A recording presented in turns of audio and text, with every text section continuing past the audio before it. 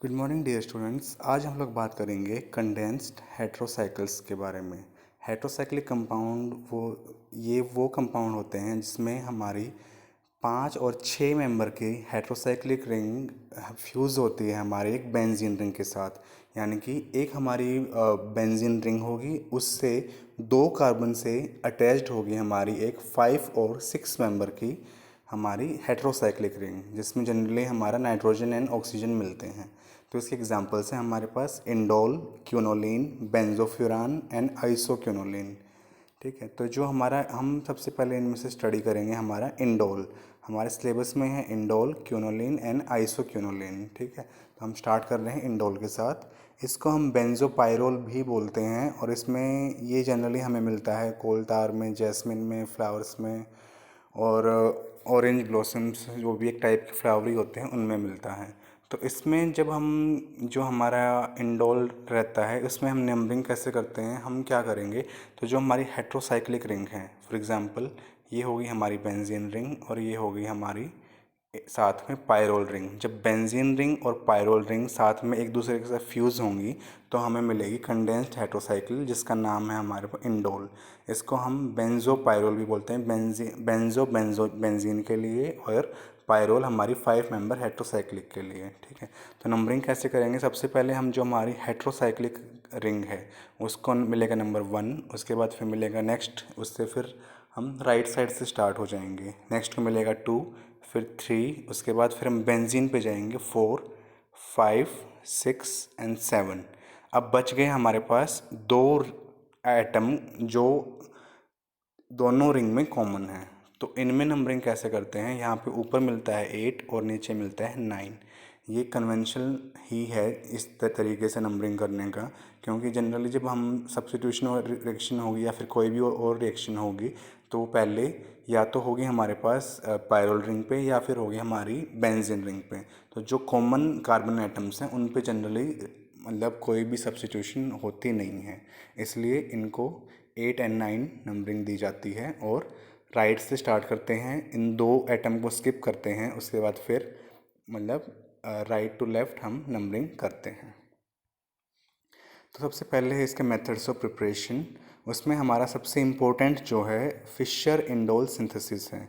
इसमें क्या करते हैं, हम लेते हैं एसीटोन फिनाइल हाइड्राजीन, जिसको हम ट्रीट करते हैं किसके साथ, H2SO4 के साथ, या फिर हम एनहाइड्रस जिंक क्लोराइड के साथ इथेनॉल में। तो हमें मिल जाता है 2 मिथाइल इंडोल। तो जो ये हमारा है एसीटोन, एसीटोन हमें पता है क्या होता है हमारा, CH3CO CH3, ये होता है हमारा एसीटोन। उसके बाद फिनाइल, हमें पता है फिनाइल रिंग हमारी बेंजीन रिंग को बोलते हैं। हाइड्राजीन, हाइड्रोजन होते हैं हमारी NH2NH2, ये होती है हमारी हाइड्राजीन। तो हमारा जो स्टार्टिंग मटेरियल है फिनाइल, एसीटोन फिनाइल हाइड्राजीन, तो एसीटोन पार्ट ये रहा, फिनाइल ये रहा, हाइड्राजीन ये रहा। अब इसमें जो ऑक्सीजन एटम है हमारा इसमें एसीटोन में, वो और 2 हाइड्रोजन एटम हमारे हाइड्राजीन से यहाँ से ये कनेक्टेड होंगे और बेंजीन रिंग के साथ हमारा दूसरा नाइट्रोजन कनेक्टेड होगा, जिससे हमें क्या मिल जाएगा, हमारा एसीटोन फिनाइल हाइड्राजीन। तो हमने लिया हमारा एसीटोन फिनाइल हाइड्राजीन, वो पहले टोटोमराइज़ करेगा। टोटोमराइज़ करेगा मतलब जो कार्बन नाइट्रोजन के बीच में हमारी डबल बॉन्ड है वो शिफ्ट हो जाएगी किस में, कार्बन और कार्बन के बीच में डबल बॉन्ड में। तो यहाँ पे नाइट्रोजन पे आ जाएगा हमारा हाइड्रोजन जो हमारे कार्बन पे था पहले। अब वो क्या करेगा, जिस नाइट्रोजन पे हमारा हाइड्रोजन आया अभी, वो H+ लेगा एसिड से। उसने जब एसिड से H+ लिया तो वो बना लेगा NH2 पॉजिटिव। अब फिर क्या होगा यहाँ पे, तो क्या होगा, हम अब होगा हमारा साइक्लिक मोमेंट ऑफ इलेक्ट्रॉन, यानी कि जो हमारे बेंजीन के ऊपर डबल बॉन्ड थी वो इलेक्ट्रॉन अटैक करेंगे हमारा कार्बन पे, जिस कार्बन पे अटैक करेंगे जहाँ पे कार्बन कार्बन डबल बॉन्ड है।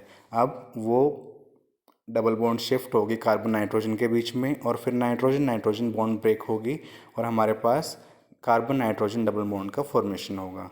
ठीक है, तो यहाँ पे क्या होगा, हमारा नाइट्रोजन पे क्या आ जाएगा, यहाँ पे पॉजिटिव चार्ज, नाइट्रोजन पे रहेगा यहाँ पे पॉजिटिव चार्ज, क्योंकि नाइट्रोजन ने क्या गेन किया है, यहाँ पे H+ गेन किया है, तो नाइट्रोजन पे हमारा पॉजिटिव चार्ज आएगा।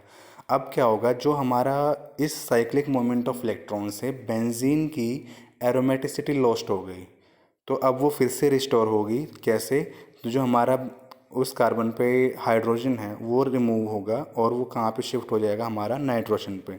तो हमारे बेंजीन ने फिर से एरोमेटिसिटी गेन कर ली है। अब क्या रहेगा कि नाइट्रोजन पे जो लोन पेयर ऑफ इलेक्ट्रॉन है वो अटैक करेंगे कार्बन पे, क्योंकि कार्बन अटैच्ड है किससे, हमारा नाइट्रोजन से। नाइट्रोजन से अटैच है मतलब, क्योंकि नाइट्रोजन है ज़्यादा इलेक्ट्रोनेगेटिव, तो कार्बन पे क्या रहेगा, डेल्टा पॉजिटिव चार्ज। तो नाइट्रोजन के लोन पेयर अटैक करेंगे कार्बन पे और हमारा एक 5 मेंबर रिंग का फॉर्मेशन होगा यहाँ पे। तो अब फिर नेक्स्ट स्टेप में क्या होगा कि हमारा नेक्स्ट कार्बन से हाइड्रोजन निकलेगा और सेकेंड कार्बन से हमारा NH2 निकलेगा, यानी कि हमारा अमोनिया एक मॉलिक्यूल बाहर निकल जाएगा। और जो स्टार्टिंग में हमने H+ गेन किया था, अब यहाँ से NH2 से एक H+ यहाँ से निकल जाएगा और हमें मिल जाएगा 2 मिथाइल इंडोल। तो ये थी हमारी मैकेनिज्म किसका, फिशर इंडोल सिंथेसिस का, जो कि इम्पोर्टेंट है एग्ज़ाम पॉइंट ऑफ व्यू से। फिर हमारी नेक्स्ट सेक्शन है मेडुलिंग सिंथेसिस। इसमें हम क्या करते हैं, इसमें हम लेते हैं ऑर्था फॉर्मा अमीडो टोलवीन, यानी कि क्या रहेगा यहाँ पे कि उसको फिर हम रिएक्शन करवाएंगे स्ट्रॉन्ग बेस के साथ। तो जब हम फॉर्मा अमीडो लेते हैं तो टोलवीन लेते हैं, तो उस टाइम पे हम रिएक्शन करवाते हैं पोटेशियम टर्शरी ब्यूटॉक्साइड के साथ। अब ये क्या करता है, ये स्ट्रॉन्ग बेस है, तो ये क्या करेगा, यहाँ से हमारा हाइड्रोजन ले लेगा कार्बन से और फिर वो अटैक करेगा हमारे कार्बोनिल कार्बन पे। तो फॉर्मेशन किसका होगा, इंडोल का। और ये रिएक्शन किस टाइप की होती है, साइक्लोडिहाइड्रेशन, यानी कि एक हमारा साइकिल का फॉर्मेशन होगा और डिहाइड्रेशन यानी कि उसमें से वाटर मॉलिक्यूल हमारा निकलेगा। तो अगर हम रिएक्शन करते हैं हमारी ऑर्थो एसिटा अमीडो टोलविन के साथ, वो हम सोडामाइड की प्रेजेंस में करते हैं, तो हमें मिलता है 2 मिथाइल इंडोल। तो मैकेनिज्म इसका देख लेते हैं। इसमें क्या होता है कि जो हमारा NH2 है वो स्ट्रॉन्ग बेस की तरह एक्ट करता है और वो हमारा CH3 से एक H+ ले लेगा और CH2- का फॉर्मेशन होगा। अब वो क्या करेगा, वो अटैक करेगा हमारे कार्बोनिल कार्बन पे, क्योंकि कार्बोनिल कार्बन पे क्या है, कार्बन ऑक्सीजन से अटैच्ड है, तो कार्बन पे हमारा डेल्टा पॉजिटिव चार्ज है और सेम कार्बन हमारा नाइट्रोजन के साथ भी अटैच्ड है, तो यहाँ पे भी क्या है, हमारा डेल्टा पॉजिटिव चार्ज और ज़्यादा बढ़ जाता है इस कार्बन पे। अब क्या होगा, इसने इस पे अटैक किया तो ये अमोनिया से H+ ले लेगा और हमारा फॉर्मेशन हो जाएगा इस कंपाउंड का। अब यहाँ पे क्या होगा, एक वाटर मॉलिक्यूल निकलेगा, यानी कि हमारी साइकिल तो फॉर्म हो गई। अब हमारा होना क्या बाकी है, डिहाइड्रेशन। तो यहाँ से वाटर मॉलिक्यूल निकलेगा तो क्या हो जाएगा, हमारा जो पायरोल रिंग है वो भी एरोमेटिक हो जाएगी और हमारा 2 मिथाइल इंडोल का फॉर्मेशन होगा। अगर हमें सिर्फ इंडोल बनाना है तो हम लेंगे ऑर्था फॉर्मा अमीडो टोलविन का यूज़ करेंगे। ठीक है। फिर नेक्स्ट हमारा मेथड ऑफ प्रिपरेशन है रिसर्ट इंडोल सिंथेसिस। इसमें क्या करते हैं हम, इसमें लेते हैं, हम शुरुआत करते हैं ऑर्थो नाइट्रोटोलविन के साथ, यानी कि उसके बाद उसकी रिएक्शन करवाते हैं डाई इथाइल ऑक्जिलेट के साथ, बेस की प्रेजेंस में हीट करते हैं तो हमें मिलता है, तो पहले तो मिलेगा हमें ऑर्थो नाइट्रोफिनाइल पायरुविक एसिड, यानी कि क्या रहेगा कि बेस के साथ जब अटैक करेगा तो पहले तो बेस CH3 से हमारा ले लेगा, हाइड्रोजन ले लेगा, CH2 का फॉर्मेशन होगा। अब जो यहाँ पे CH2 बना है वो क्या करेगा, वो अटैक करेगा हमारे कार्बोनिल कार्बन पे, किसी पे भी अटैक कर सकता है, क्योंकि यहाँ पे क्या है, दोनों के दोनों ये सिमेट्रिकल कंपाउंड है डाईइथाइल ऑक्जिलेट, तो किसी एक पे अटैक करेगा और हमारा OC2H5 नेगेटिव वो H+ लेगा हमारे सॉल्वेंट से और हमारा इथेनॉल मॉलिक्यूल निकल जाएगा। तो यहाँ पे जो बाकी हमारा जो मॉलिक्यूल बचेगा C double bond O, C double bond O, C2H5, वो लग जाएगा हमारा किसके साथ, ऑर्थो मतलब CH2 के साथ। अब क्या करते हैं, हम रिड्यूस करते हैं हम नाइट्रो ग्रुप को जिंक एसिटिक एसिड के साथ, तो नाइट्रो कन्वर्ट हो जाएगा हमारा अमीनो ग्रुप में NH2 में। अब नाइट्रोजन के पास क्या है, लॉन पेयर ऑफ इलेक्ट्रॉन, वो अटैक कर सकता है किस पे, कार्बोनिल कार्बन पे, क्योंकि यहाँ पे कार्बन कार्बन पे अटैक करता है, तो उससे क्या होता है, हमारा 5 मेंबर की साइकिल का फॉर्मेशन होता है।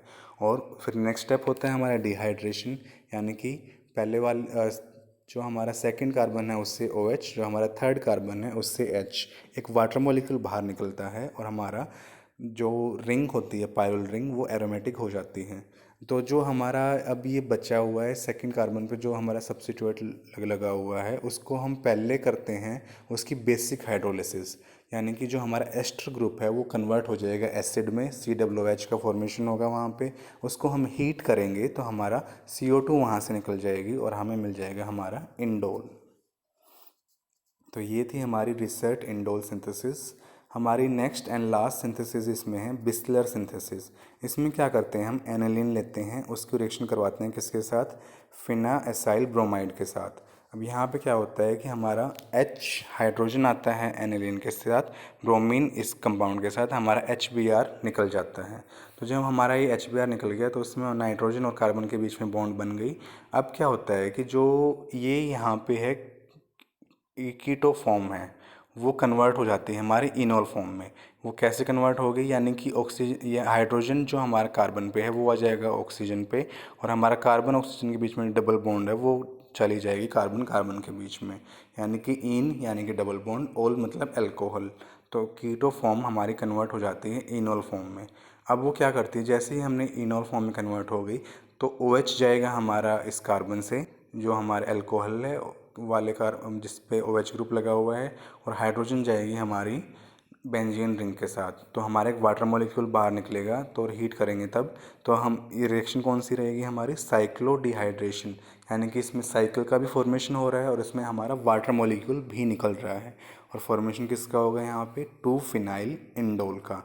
अगर हमें सब्स्टिट्यूटेड इंडोल चाहिए तो हम यूज़ करते हैं इस रिएक्शन का।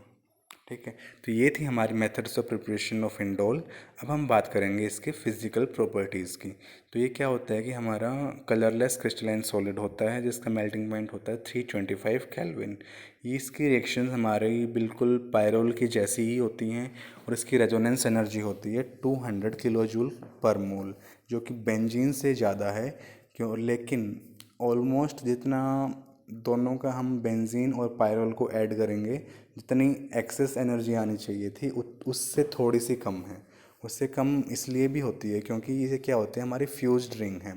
तो इसमें जो हमारा रेजोनेटिंग स्ट्रक्चर्स बनते हैं वो इतने एफिशिएंट नहीं बनते जितना कि हमारा इंडिविजुअल बेंजीन रिंग में बनेंगे या फिर इंडिविजुअल हमारी पायरोल रिंग में बनते हैं। तो जो इसकी रिएक्शंस देखते हैं, सबसे पहले आते हैं हमारे पास electrophilic substitution reaction. Electrophilic substitution reaction के लिए हम इंडोल को कंसीडर कर सकते हैं कि ये रेजोनेंस हाइब्रिड है इन जो कंट्रीब्यूटिंग स्ट्रक्चर का। तो इसमें क्या होता है कि जो हमारा नाइट्रोजन है उसके जो लोन पेयर ऑफ इलेक्ट्रॉन होते हैं वो रिंग पे डीलोकलाइज होते हैं। तो अब यहाँ पे हमारे पास दो रिंग हैं, एक है हमारी बेंजीन रिंग और दूसरी है हमारी इन पायरोल रिंग। तो हमारा सब्स्टिट्यूशन दोनों में से किसी एक पे हो सकता है, लेकिन जैसा कि हमने पायरोल के केस में भी पढ़ा था कि जो पायरोल रिंग होती है वो हमारी बेंजीन से ज़्यादा मतलब रिएक्टिव होती है इलेक्ट्रोफिलिक सब्स्टिट्यूशन रिएक्शन के टूवर्ड्स। उसका रीज़न क्या बताया था मैंने कि जो हमारा पर एटम इलेक्ट्रॉन डेंसिटी होती है पायरोल रिंग पे के कार्बन एटम्स में, वो ज़्यादा होती है हमारे बेंजीन के कंपैरिजन में। ठीक है, क्योंकि सेम रीज़न यहाँ पे लगेगा। तो जो हमारी पायरोल रिंग है उसमें क्या है, इलेक्ट्रॉन डेंसिटी ज़्यादा है, इसलिए जो सब्स्टिट्यूशन होता है इलेक्ट्रोफिलिक सब्स्टिट्यूशन वो हमारा पायरोल रिंग पे ही होता है। तो अगर हमारी पायरोल रिंग के सेकंड एंड थर्ड पोजीशन पे हमारा कुछ सब्स्टिट्यूएंट लगे हुए हैं तब जाके हमारा सब्स्टिट्यूशन बेंजीन रिंग पे होगा। तो इसमें क्या होता है, जैसे कि ये लोन पेयर ऑफ इलेक्ट्रॉन होते हैं, ये पुश करता है तो यहाँ पे थर्ड पोजीशन जो होती है हमारी उस पे नेगेटिव चार्ज आता है, यानी कि आउट ऑफ दो जो पॉसिबल हमारी साइट बची हुई हैं पायरोल रिंग पे सेकंड एंड थर्ड, उसमें से थर्ड वाले पे हमारा चार्ज ज़्यादा है। तो इसलिए जो हमारा इलेक्ट्रोफिलिक सब्स्टिट्यूशन रिएक्शन होती है वो हमारी थर्ड पोजीशन पे होती है। तो उसको हम देख लेते हैं कि हमारी कौन सी रिएक्शन होती है। हमारी सबसे पहले आता है हमारा नाइट्रेशन। नाइट्रेशन हमारा थर्ड पोजीशन पे होगा, तो हमें मिल जाएगा 3 नाइट्रो इंडोल। जो ये होता है ये इंडिविजुअल जो हमारा इंडोल होता है वो पायरोल से थोड़ा सा कम रिएक्टिव होता है। उसका रीज़न ये होता है क्योंकि इसके साथ एक बेंजीन रिंग फ्यूज्ड है, तो इसका एक तो इसका साइज़ बढ़ जाता है, और दूसरा क्या होता है कि बेंजीन में भी क्या होता है कि वो उसका जो अफेक्ट होता है वो ओवरऑल उसकी रिएक्टिविटी कम कर देता है हमारे पायरोल रिंग की। तो ओवरऑल जो इंडोल रहेगा वो कम रिएक्टिव होगा हमारा पायरोल रिंग से। सेकंड जो हमारी रिएक्शन होती है सल्फोनेशन, वो करते हैं हम सल्फर ट्राइऑक्साइड के साथ पीरियडियन की प्रेजेंस में 393 केल्विन पे। तो ये हमारा एक्सेप्शन है। क्योंकि इसमें क्या होता है कि हमारा सब्स्टिट्यूशन होता है सेकंड पोजीशन पे होता है। तो ये इसको हमें याद रखना पड़ेगा क्योंकि ये यहाँ पे एक्सेप्शन है। यहाँ पे हमारा इंडोल 2 सल्फोनिक एसिड बनता है, यानी कि जो हमारा सब्स्टिट्यूशन होगा वो कहाँ पे होगा, हमारा सेकंड पोजीशन पे होगा। फिर नेक्स्ट रिएक्शन है हमारा क्लोरीनेशन, वो सल्फ्यूराइल क्लोराइड के साथ हम करते हैं। तो उसमें क्या होता है कि हम थर्ड पोजीशन पे हमारा क्लोरीनेशन होगा और हमें 3 क्लोरो इंडोल मिलेगा। नेक्स्ट रिएक्शन है हमारी गेटरमैन फॉर्माइलेशन, वो करते हैं हम HCN के साथ, HCl की प्रेजेंस में। फिर इसकी एसिडिक हाइड्रोलिसिस करते हैं तो हमें मिलता है 3 फॉर्माइल इंडोल। तो उसके बाद जो अगली है विल्समेयर हैक रिएक्शन, उसमें भी हमें सिमिलर प्रोडक्ट मिलता है, लेकिन उसमें हमारा जो स्टार्ट रिएजेंट होते हैं वो डिफरेंट होते हैं। यहाँ पे हम यूज़ करते हैं DMF का, डाई मिथाइल फॉर्मामाइड का, साथ में यूज़ करते हैं POCl3। उसके बाद एसिड हाइड्रोलाइसिस से हमें मिल जाता है 3 फॉर्माइल इंडोल। फिर आते हैं हमारी मैनिक रिएक्शन, इसमें हम लेते हैं इंडोल के साथ हमारा फॉर्मेल्डिहाइड और साथ में हमारी सेकेंडरी अमीन, क्योंकि मैनिक रिएक्शन हमारे हमेशा सेकेंडरी अमीन के साथ ही होती है। तो यहाँ पे हमें मिलता है 3 di methyl amino methyl indole. फिर लास्ट रिएक्शन है मर्क्यूरेशन, इसको हम करते हैं मर्क्यूरिक एसीटेट के साथ, और इसमें हमारा सब्स्टिट्यूशन दोनों पोजीशन पे होता है, सेकंड पे भी एंड थर्ड पे भी। तो हमें यहाँ पे क्या मिलेगा, 2,3 डाई एसीटोक्सी मर्क्यूरी इंडोल। तो ये थी हमारी इलेक्ट्रोफिलिक सब्स्टिट्यूशन रिएक्शंस। इसके बाद हम बात करेंगे रिडक्शन रिएक्शन की। तो रिडक्शन हम या तो हम कंप्लीट रिडक्शन कर सकते हैं रैंडी निकल के साथ हाइड्रोजन की प्रेजेंस में, उस टाइम पे हमें मिलेगा ऑक्टा हाइड्रो इंडोल, यानी कि हमारी कंप्लीट जो हमारा रहेगा रिंग वो फुल्ली रिड्यूस्ड हो जाएंगी, यानी कि हमें एक कम्प्लीटली सैचुरेटेड कंपाउंड मिल जाएगा। या फिर हम पार्शियल हाइड्रोलिसिस अगर हमें करनी है तो हम कर सकते हैं टिन HCl के साथ या फिर जिंक और फॉस्फोरिक एसिड के साथ। उसमें हमारा जो सिर्फ पायरोल रिंग जो होती है हमारी इंडोल में वही रिड्यूस होती है। हमें क्या मिलता है, 2,3 डाई हाइड्रो इंडोल। इस रिएक्शन से भी हमें ये पता चलता है कि जो हमारी पायरोल रिंग है वो ज़्यादा रिएक्टिव है, इसकी वजह से, क्योंकि सिर्फ जब हम ये पार्शियल रिडक्शन हुआ वो सिर्फ कहाँ पे हुआ, हमारी पायरोल रिंग पे। फिर नेक्स्ट आता है हमारा ऑक्सीडेशन। ऑक्सीडेशन हम करते हैं यहाँ पे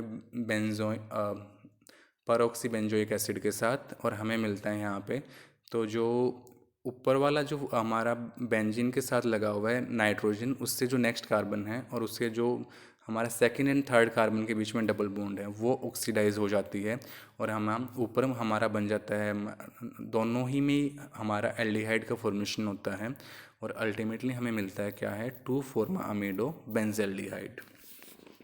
फिर हम देख सकते हैं इसका जो हमारा इंडोल है वो इजीली डाइमराइज कर जाता है हमारा एसिड के प्रेजेंस में एसीटोनाइट्राइल के साथ। तो हम यहाँ पे इंडोल लेते हैं, वो उसको हम ट्रीट कराएंगे HCl CH3CN के साथ, तो हमें मिल जाएगा डाइमर ऑफ इंडोल। और लास्ट होता है इसका एसिडिक नेचर। तो जो हमारा जैसा हमारा पायरोल था उसका वो हाइड्रोजन लूज़ कर सकता था और एज एन एसिड एक्ट कर सकता था, सिमिलरली हमारा इंडोल भी H+ जो हमारा नाइट्रोजन से अटैच्ड है उसको लूज़ कर सकता है और वो भी एज एन एसिड एक्ट कर सकता है। तो उसके लिए हम यूज़ करते हैं हमारा स्ट्रॉन्ग बेस, यानी कि N-ब्यूटाइल लिथियम। इसमें यूज़ करेंगे हमारा ऑर्गेनोलिथियम कंपाउंड। तो वो क्या करेगा, N-ब्यूटाइल जो होगा ना कार्बन, वो क्या करेगा, H+ यहाँ से ले लेगा और हमारा एक ब्यूटेन मॉलिक्यूल यहाँ से निकल जाएगा। नाइट्रोजन से आपका अटैच्ड हो जाएगा लिथियम। अब नाइट्रोजन पे क्या है, नेगेटिव चार्ज, लिथियम पे है हमारा पॉजिटिव चार्ज। अब उसको हम ट्रीट कराते हैं किसके साथ, CO2 के साथ, यानी कि ड्राई आइस के साथ। तो यहाँ पे हमारा मिलता है हमें ultimately indole N carboxylic acid. तो ये थी हमारी रिएक्शंस हमारे इंडोल की।